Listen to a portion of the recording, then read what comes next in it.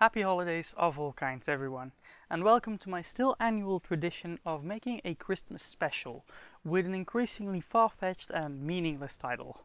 So this is still not the much anticipated and much hyped TTRPG video that I promised, but it is related to it. Stay to the end to find out how that makes any sense. Hello there, I'm Judith, welcome to my channel. Today's topic is a Christmas tale, written specially for you. I'm not saying it's the best Christmas story I'll ever write, and it certainly isn't the only Christmas story I'll ever write, but I do think it's fun, and quite frankly, I just want to tell a story. So, story time. Candy carried a plateau with a steaming hot mug of chocolate with extra marshmallows, as he liked it. She knew it would be the last chance Santa would have to stock up on those chocolate vitamins before his annual journey tonight. She knocked on the door of Santa's office, where he was currently checking his list twice and looking over the route he would take. As she set down the mug in front of Santa, he thanked her.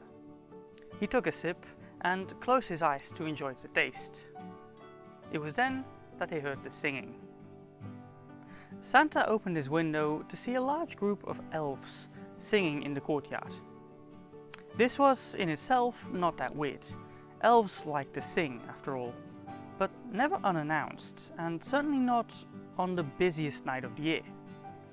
Santa finished his cup of chocolate in a single gulp, though it was still hot, and walked out of the office.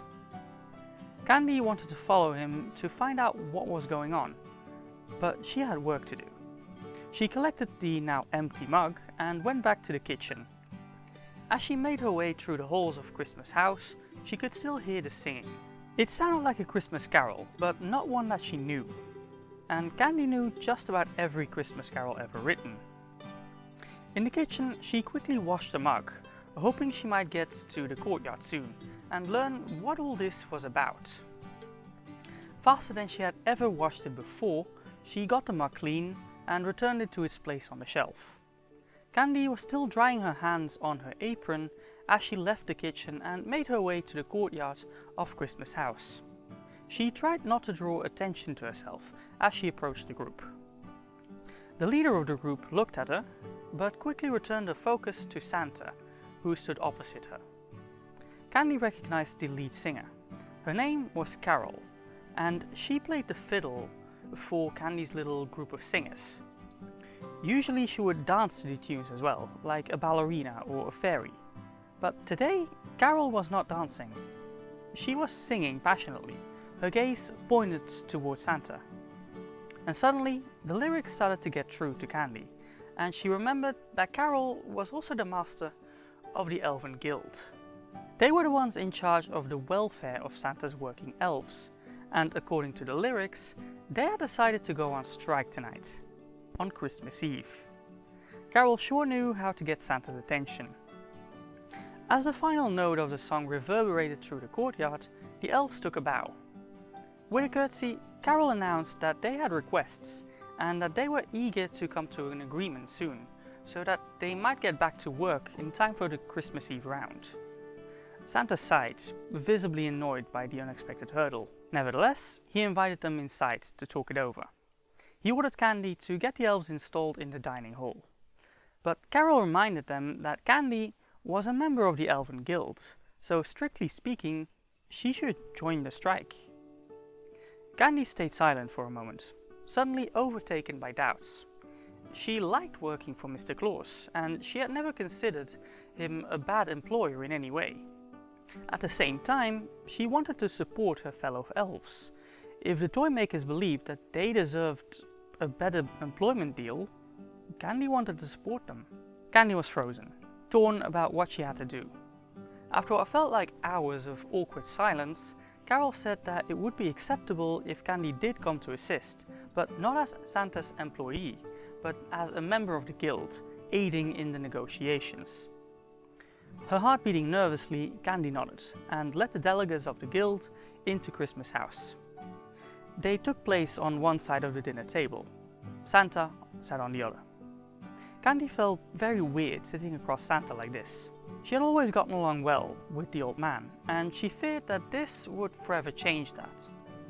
She also had no idea about the issues the guild wanted to discuss. Candy was a cook, not a toy maker.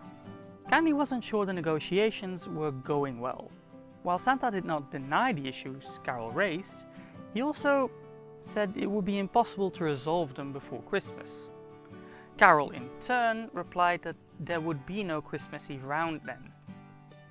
As Candy sighed at the prospect of an impasse, there was a knock on the door. It was Mrs. Claus, who was very confused at the whole situation. It took her a moment to realize what was going on, as she looked at the elves, spearheaded by Carol, sitting across Santa like this. Santa sighed and suddenly asked his wife to prepare the sleigh. He would go on tonight's round, with or without the elves. As Mrs. Claus left, Candy stood up as well. She announced that she would fetch everyone some hot chocolate. Candy knew where her strengths lay. She was not a toy maker, nor a negotiator. She was a cook. If she had a chance to help out in the negotiations, it would be hot chocolate.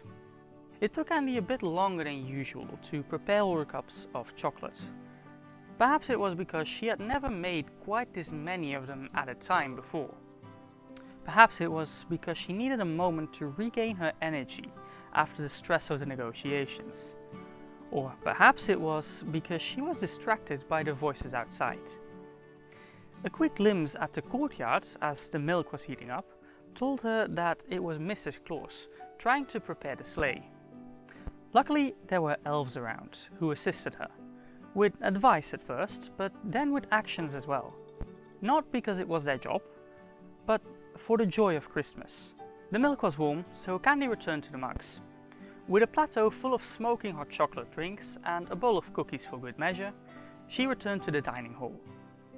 They all took a moment to appreciate the chocolates and to taste the cookie, before returning to the negotiations. When Carol repeated the issues at hand, Santa now apologized and asked what they needed. Before long, they had come to an agreement, and a brand new deal with Santa was signed, giving the elves more free time, a dental health plan, and of course, the right to sing at work. Candy didn't say much during the rest of the negotiations. Instead, she was content to drink her chocolates and nibble on a cookie. Nevertheless, when the elves got up to return to the courtyard to announce the end of the strike, Carol approached her. She thanked Candy for the chocolates and for her assistance in the negotiations. Candy had no time to respond with anything more than a smile, before Carol raised her voice to address the elves. She joyfully announced that the strike was over and asked everyone to return to work. The Christmas Eve round was tonight, and everyone wanted it to go well. So every elf got to work, working harder than ever to make sure the round could actually happen. Even the toy makers, who at this point had normally played their part, assisted their brethren in preparing the sleigh. Wanting to inspire the other elves, Candy started to sing a Christmas carol. It did not take long before just about every elf joined the choir. Before the first song had ended, the tunes of a fiddle rang across the courtyard. Let me know down below what you think of this story. I personally quite like it, but I am very aware that it's probably not quite what one might expect of a Christmas story. Then again, I think that's one of the charms. I'm also not sure what to call the story, so if you have suggestions for titles, let me know down below. Anyway, before I go, I want to talk a little bit about how I wrote the story. I won't go too deep into it yet, because it really needs its own dedicated video, but basically, I wrote this story using a tabletop role-playing game called Dream. If you're watching this when it comes out, don't bother looking it up. You won't find anything yet, because I have yet to publish it. Dream is a TTRPG system I developed with the intention of having a system that you can use to play impromptu role-playing games with people who have never played a TTRPG in their lives. That means there are very few rules and everything can be explained very quickly, so you can just get on with it, make a character and play.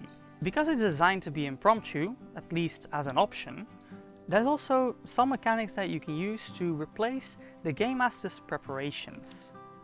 The great thing about that is that it means you can also use it for solo roleplay, if you so choose, and as a tool to write stories.